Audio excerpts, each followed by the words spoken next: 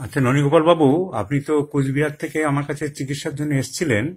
আপনার প্রথমে সমস্যা ছিল প্রস্রাবের জায়গা দিয়ে রক্ত পড়তো। আপনি শিলিগুড়ি হাসপাতালে দেখিয়েছিলেন, ওরা ক্যাথেটার দিয়েছিল, বায়োপসি করিয়েছিল। তো আপনি আমার কাছে আসার পরে 2 মাস আগে এসেছিলেন, আমি ওষুধপত্র দিয়েছিলাম। সেই ওষুধ খাওয়ার পরে আপনার রেজাল্ট কতদিন পরে রক্ত বন্ধ হয়েছিল? বলবো? ওষুধটা আমি যে ওষুধ দিলাম তার কতদিন পরে রক্ত বন্ধ হয়েছিল? ওষুধটা খাওয়ার পরে 4 দিন 5 দিন পরে রক্ত বন্ধ হয়ে গেছিল। আমি তো হতাশ হয়ে গেছিলাম শিলিগুড়িতে।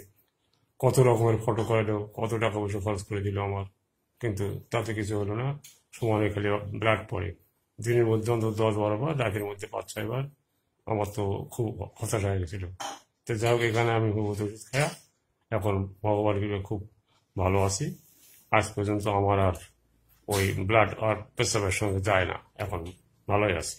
এইটা আমি ডাক্তারদের দেখানোর জন্য রেকর্ড করে নিলাম যে আগের বারে যা অবস্থা ছিল তার থেকে আপনি অনেক ভালো আছেন, হুম। সুস্থ আছেন। এইটাই ঠিক আছে, আপনাকে ধন্যবাদ।